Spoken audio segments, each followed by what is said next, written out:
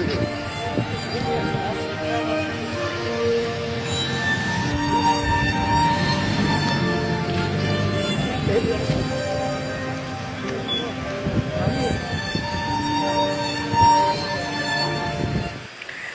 ভোর 4টার দিকে সমীর উদ্দিন হাজির, সাবেক এমপি সমীর উদ্দিন হাজির ছেলে এবং সাবেক জনপ্রশাসক মন্ত্রী ফরহাদ হোসেন দুদুলের মেজ ভাই ইকবাল হোসেন বুলবুল মেহেরপুরের পৌরসভার আওয়ামী লীগের সভাপতি ছিলেন। উনি আজকে মারা গেছেন। ইন্না নিল্লাহি ওয়া নিল্লাহির রাজিউন। মৃত্যু কারো জন্য আটকিয়ে থাকে না। মৃত্যু আল্লাহ প্রদত্ত, যার জন্ম আছে তার মৃত্যু হবে। কিন্তু মৃত্যুর শেষ দিনগুলো তার প্রিয় মানুষ, আপনজন খুব কাছে থাকবে, এটাই আশা করে। ভালোবাসার মানুষগুলো পাশে থাকবে, হ্যাঁ, এটাই আশা করে। যেমন ভালোবাসার মানুষটি শেষ বিদায়ের সময় একটু হলেও আলতোভাবে ছুঁয়ে দেবে, এটাও আশা করে। কিন্তু কি নির্মম পরিহাস আমাদের দেশের রাজনীতি।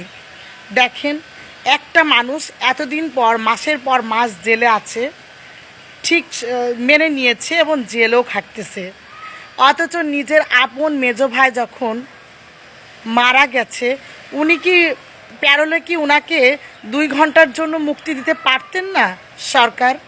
কিন্তু না, ওনাকে দেওয়া হলো না। ওনাকে কি করলো?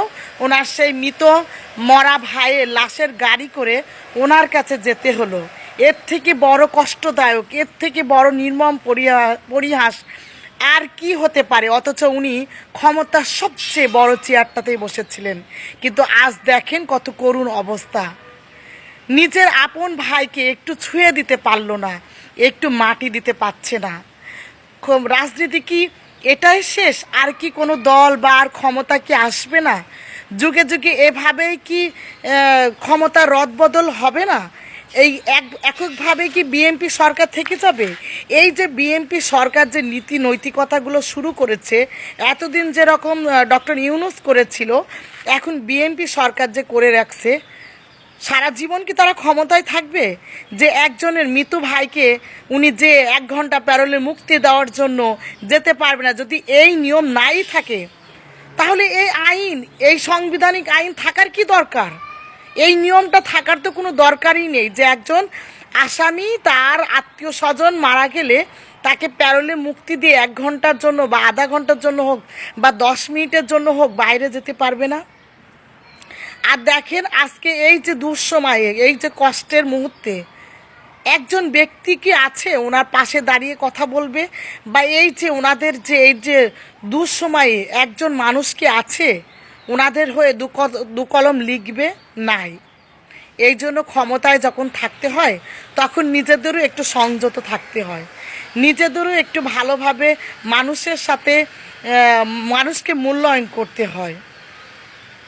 আমি যদিও আজকে ওনার বিপদ মুহূর্তে তেমন আমি কিছুই বলতে চাই না, শুধু এতটুকুই বলবো যে সরকারি এবং যে সরকারি মানুষই আসেন না কেন, একটা জিনিস মাথায় রাখবেন, আপনি যাকে যেভাবে ব্যবহার করবেন সেভাবেই তার ফল পাবেন। কিন্তু হ্যাঁ, ফরহাদ হোসেন দুদুলের ব্যাপারে যদি আমি একটা কথা বলি, আমি জানি না ওনার কতটুকু ভুল ত্রুটি আছে, তবে হয়তো ওনার আশেপাশে যেসব চামচাগুলো ছিল সেগুলো হয়তো করতে পারে। কিন্তু সেই হিসাবে এই ব্যক্তিটাকে নিজের আপন ভাই হিসাবে অন্তত 1 ঘন্টার জন্য হলেও প্যারোলে মুক্তি দেওয়া উচিত ছিল। তারপরও আমি সর্বমোট একটা কথাই বলবো, আল্লাহ ওনাকে বেহেশতবাসী করুক।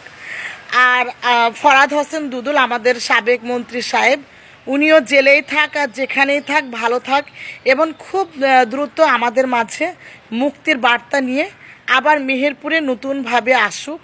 হ্যাঁ, এবং উনি রাজনীতিতে আসুক বা বাসাতে থাক, আমি চাইবো উনি সুস্থ এবং সুন্দর জীবনযাপন করুক।